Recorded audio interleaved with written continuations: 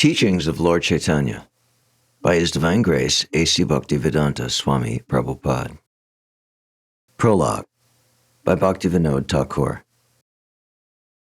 This account originally appeared in a short work by Śrīla Bhaktivinoda Ṭhākura entitled Sri Caitanya Mahāprabhu, His Life and Precepts. Chaitanya Mahāprabhu was born in Mayapur, in the town of Nadia, just after sunset on the evening of the 23rd Phalgun, 1407 Shakabda, answering to the 18th of February, 1486 of the Christian era. The moon was eclipsed at the time of his birth, and the people of Nadia were then engaged, as was usual on such occasions, in bathing in the Bhagirathi with loud cheers of Hari Bol. His father, Jagannath Mishra, a poor Brahmin of the Vedic order, and his mother, Sachi Devi, a model good woman, both descended from Brahmin stock, originally residing in Sylhet. Mahaprabhu was a beautiful child, and the ladies of the town came to see him with presents. His mother's father, Pandit Nilambad Chakravarti, a renowned astrologer, foretold that the child would be a great personage in time, and he therefore gave him the name Vishvambar. The ladies of the neighborhood styled him Gora Hari on account of his golden complexion, and his mother called him Nimai on account of the nimba tree near which he was born. Beautiful as the lad was, everyone heartily loved to see him every day. As he grew up, he became a whimsical and frolicsome lad. After his 5th year, he was admitted into a patashala, where he picked up Bengali in a very short time. Most of his contemporary biographers have mentioned certain anecdotes regarding Chaitanya, which are simple records of his early miracles. It is said that when he was an infant in his mother's arms, he wept continually, and when the neighboring ladies cried Hari Bol, he used to stop. Thus there was a continuation of the utterance of Hari Bol in the house, foreshowing the future mission of the hero. It has also been stated that when his mother once gave him sweetmeats to eat, he ate clay instead of the food. His mother, asking for the reason, he stated that as every sweetmeat was nothing but clay transformed, he could eat clay as well. His mother, who was also the consort of a pundit, explained that every article in a special state was adapted to a special use. Earth, while in the state of a jug, could be used as a water pot, but in the state of a brick, such a use was not possible. Clay, therefore, in the form of sweetmeats, was usable as food, but clay in its other states was not. The lad was convinced and admitted his stupidity in eating clay and agreed to avoid the mistake in the future. Another miraculous act has been related. It is said that a Brahmin on pilgrimage became a guest in his house, cooked food, and read grace with meditation upon Krishna. In the meantime, the lad came and ate up the cooked rice. The Brahmin, astonished at the lad's act, cooked again at the request of Jagannath Mishra. The lad again ate up the cooked rice while the Brahmin was offering the rice to Krishna with meditation. The Brahmin was persuaded to cook for the 3rd time. This time, all the inmates of the house had fallen asleep, and the lad showed himself as Krishna to the traveler and blessed him. The Brahmin was then lost in ecstasy at the appearance of the object of his worship. It has also been stated that 2 thieves stole away the lad from his father's door with a view to purloin his jewels and gave him sweetmeats on the way. The lad exercised his illusory energy and deceived the thieves back towards his own house. The thieves, for fear of detection, left the boy there and fled. Another miraculous act that has been described is the lad's demanding and getting from Haranya and Jagadish all the offerings they had collected for worshiping Krishna on the day of Ekadashi. When only 4 years of age, he sat on rejected cooking pots which were considered unholy by his mother. He explained to his mother that there was no question of holiness and unholiness as regards earthen pots thrown away after the cooking was over. These anecdotes relate to his tender age up to the 5th year. In his 8th year, he was admitted into the Tola of Gangadas Pandit in Ganganagara, close by the village of Mayapur. In 2 years, he became well read in Sanskrit grammar and rhetoric. His readings after that were of the nature of self-study in his own house, where he had found all important books belonging to his father, who was a pundit himself. It appears that he read the Smriti in his own study, and the Nyaya also, in competition with his friends, who were then studying under the celebrated Pundit Raghunath Shiromani.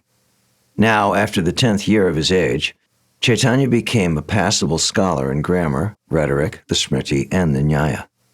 It was after this that his elder brother Vishvarup left his house and accepted the ashram or status of a sannyasi or ascetic. Chaitanya, though a very young boy, consoled his parents, saying that he would serve them with a view to please God. Just after that, his father left this world. His mother was exceedingly sorry, and Mahaprabhu, with his usual contented appearance, consoled his widowed mother. It was at the age of 14 or 15 that Mahaprabhu was married to Lakshmi Devi, the daughter of Vallabhacharya, also of Nadia. He was at this age considered one of the best scholars of Nadia, the renowned seat of Nyaya philosophy and Sanskrit learning. Not to speak of the Smarta Pundits, the Nyayikas were all afraid of confronting him in literary discussions. Being a married man, he went to eastern Bengal on the banks of the Padma for acquirement of wealth.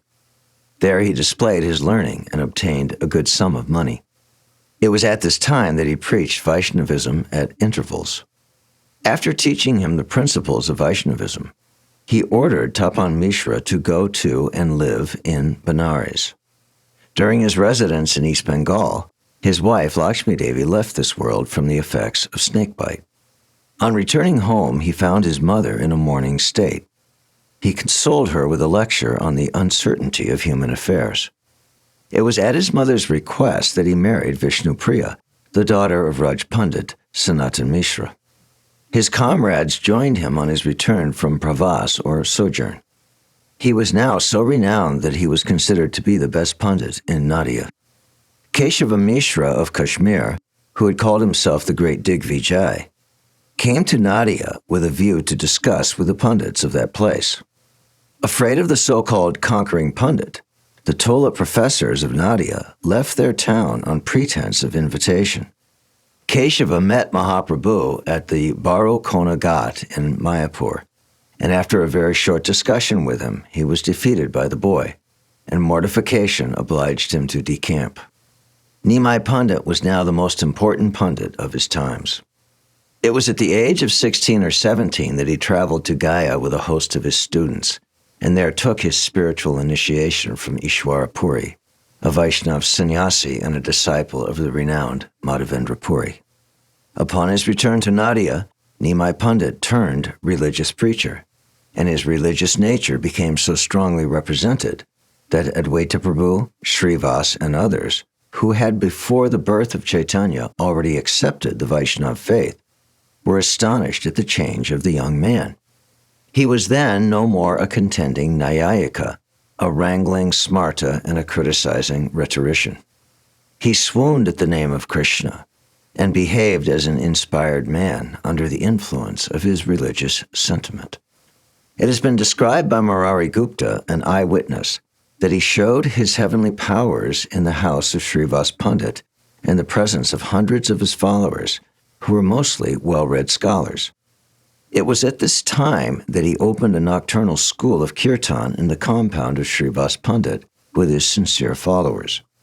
There he preached, there he sang, there he danced, and there he expressed all sorts of religious feelings. Nityananda Prabhu, who was then a preacher of Vaishnavism and who had then completed his travels all over India, joined him by that time. In fact, a host of Pandit preachers of Vaishnavism, all sincere at heart, came and joined him from different parts of Bengal.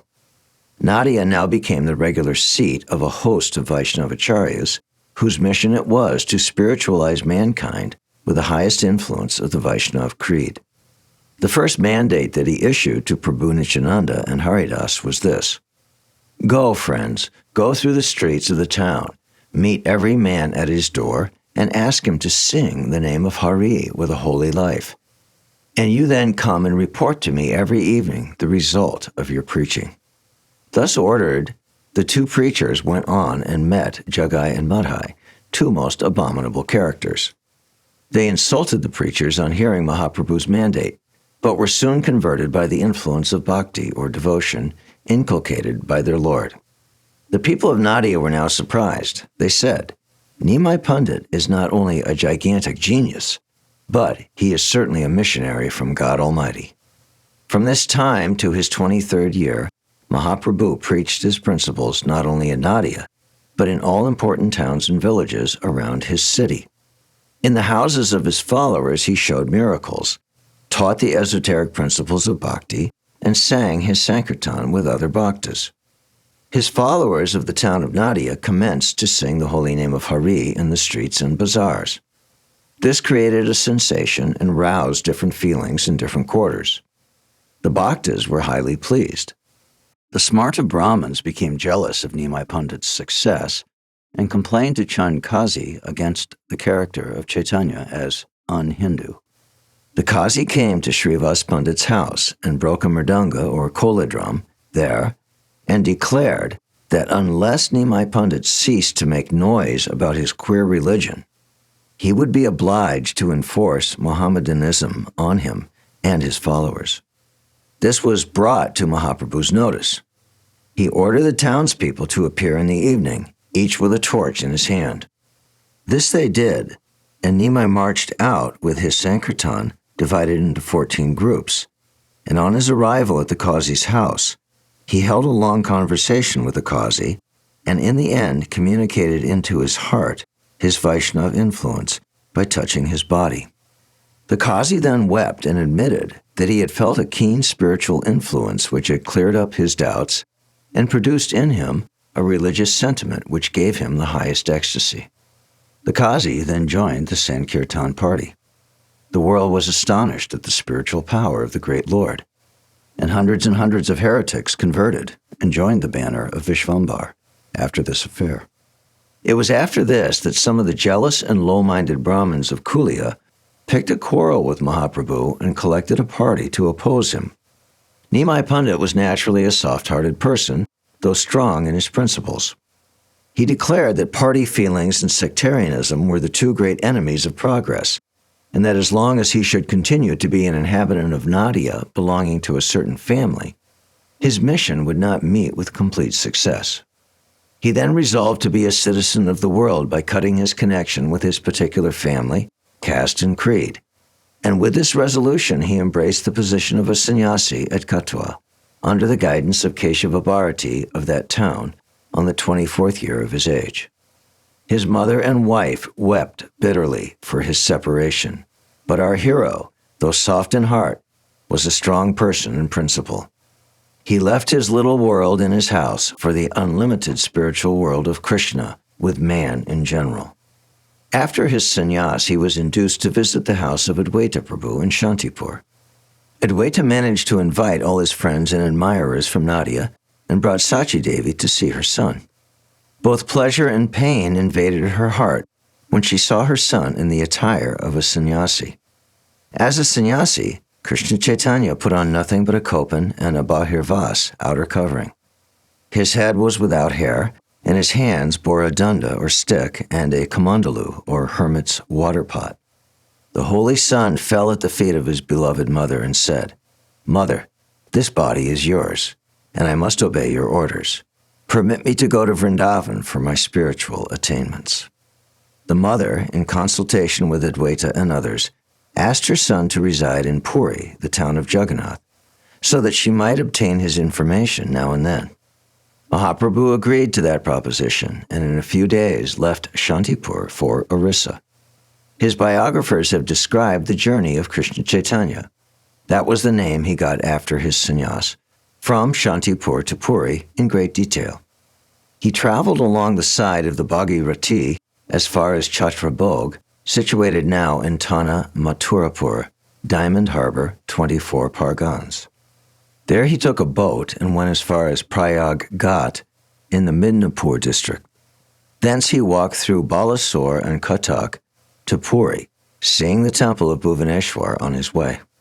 Upon his arrival at Puri, he saw Jagannath in the temple and resided with Sarvabhauma at the request of the latter. Sarvabhauma was a gigantic pundit of the day. His readings knew no bounds. He was the best Nyayika of the times and was known as the most erudite scholar in the Vedanta philosophy of the school of Shankaracharya. He was born in Nadia or Vidyanagar and taught innumerable pupils in the Nyaya philosophy in his tola there. He had left for Puri sometime before the birth of Nimai Pandit. His brother-in-law Gopinath Mishra introduced our new sannyasi to Sarvabhauma, who was astonished at his personal beauty and feared that it would be difficult for the young man to maintain sannyas dharma during the long run of his life. Gopinath, who had known Mahaprabhu from Nadia, had a great reverence for him and declared that the sannyasi was not a common human being. On this point, Gopinath and Sarvabhauma had a hot discussion. Sarvabhauma then requested Mahaprabhu to hear his recitation of the Vedanta Sutras, and the latter tacitly submitted. Chaitanya heard with silence what the great Sarvabhauma uttered with gravity for 7 days, at the end of which the latter said, "Krishna Chaitanya, I think you do not understand the Vedanta, for you do not say anything after hearing my recitation and explanations." The reply of Chaitanya was that he understood the sutras very well, but he could not make out what Shankaracharya meant by his commentaries. Astonished at this, Sarvabhauma said, "How is it that you understand the meanings of the sutras and do not understand the commentaries which explain the sutras?" "All well. If you understand the sutras, please let me have your interpretations." Mahaprabhu thereon explained all the sutras in his own way, without touching the pantheistic commentary of Shankara. The keen understanding of Sarvabhauma saw the truth, beauty, and harmony of arguments in the explanations given by Chaitanya, and obliged him to utter that it was the first time that he had found one who could explain the Brahma Sutras in such a simple manner. He admitted also that the commentaries of Shankara never gave such natural explanations of the Vedanta Sutras as he had obtained from Mahaprabhu. He then submitted himself as an advocate and follower. In a few days, Sarvabhauma turned out to be one of the best Vaishnavas of the time.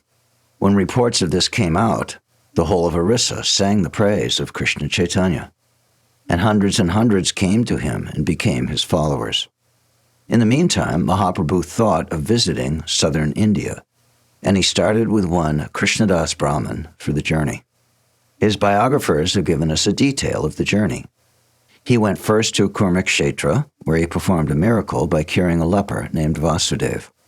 He met Ramananda Roy, the governor of Vidyanagar, on the banks of the Godavari, and had a philosophical conversation with him on the subject of Prema Bhakti.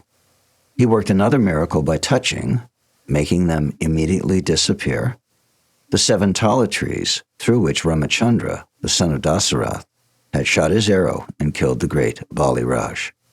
He preached Vaishnavism and Nam Sankirtan throughout the journey. At Rangakshetra, he stayed for 4 months in the house of one Venkata Bhatta in order to spend the rainy season. There he converted the whole family of Venkata from Ramanuj Vaishnavism to Krishna Bhakti, along with a son of Venkata, a boy of 10 years named Gopal, who afterwards came to Vrindavan and became one of the 6 Goswamis, or prophets, serving under their leader, Sri Krishna Chaitanya. Trained up in Sanskrit by his uncle Prabodhananda Saraswati, Gopal wrote several books on Vaishnavism. Chaitanya visited numerous places in southern India as far as Cape Comorin and returned to Puri in 2 years by Pandapur on the Bhima. In this latter place, he spiritualized one Tukaram, who became from that time a religious preacher himself. This fact has been admitted in his Abhangas, which have been collected in a volume by Mr. Satyendranath Tagore of the Bombay Civil Service. During his journey, he had discussions with the Buddhists, the Jains, and the Mayavadis in several places, and converted his opponents to Vaishnavism. Upon his return to Puri, Raj Prataparudra Dev and several Pandit Brahmins joined the banner of Chaitanya Mahaprabhu. He was now 27 years of age. In his 28th year, he went to Bengal as far as Goda and Malda. There he picked up 2 great personages named Rupa and Sanatan.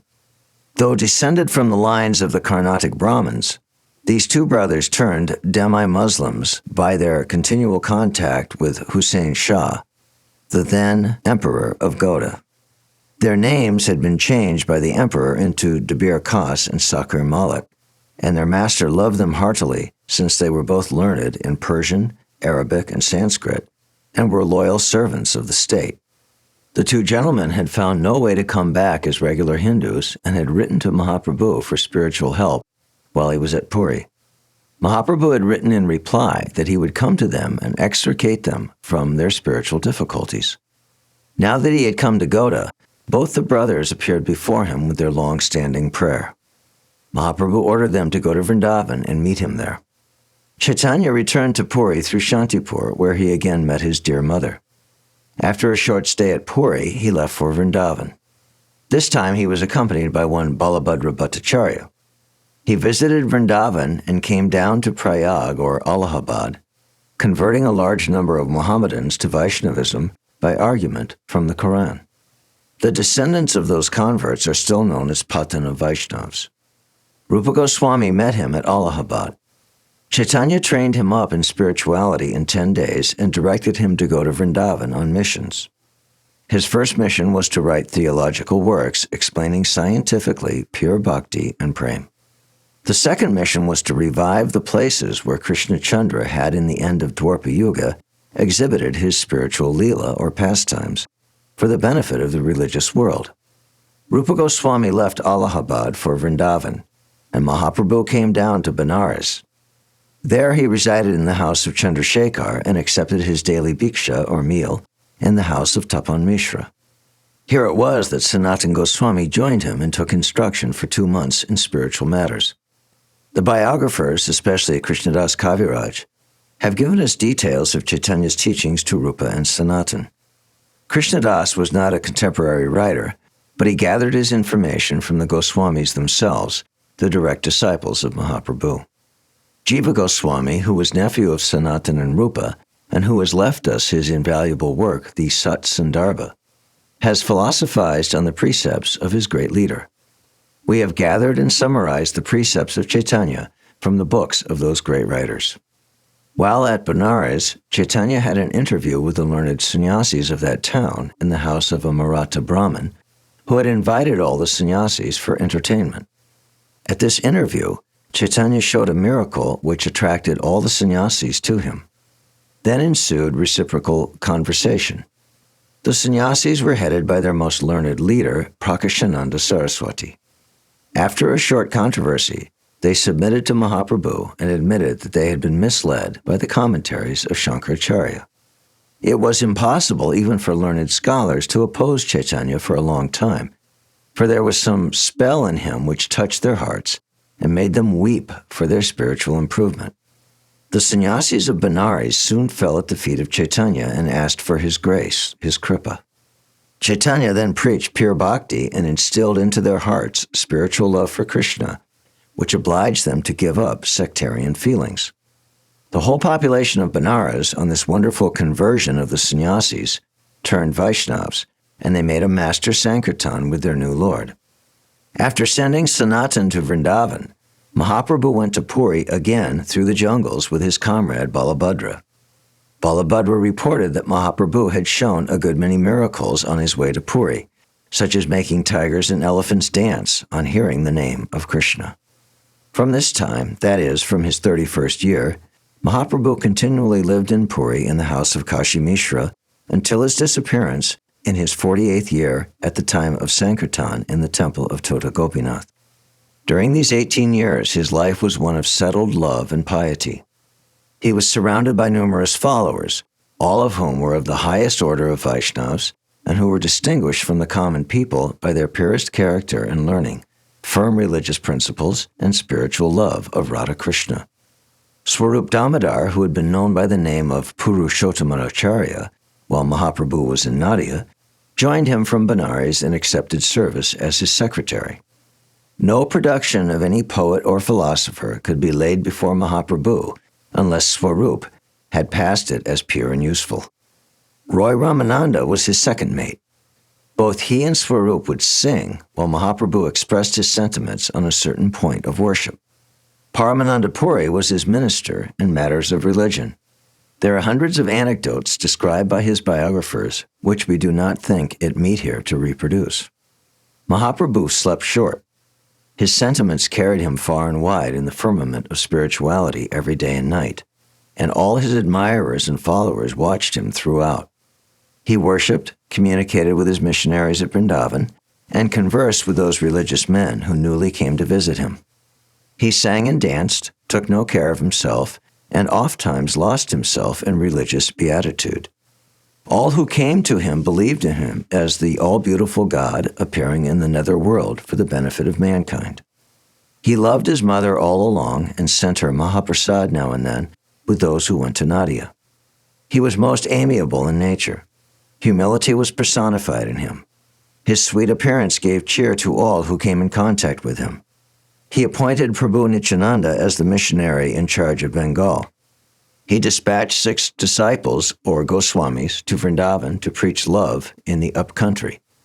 He punished all of his disciples who deviated from a holy life. This he markedly did in the case of Junior Haridas. He never lacked in giving proper instructions in life to those who solicited them. This will be seen in his teachings to Raghunath Goswami. His treatment to Haridas Sr. will show how he loved spiritual men and how he defied caste distinction in spiritual brotherhood. Thank you for listening. For more, click here.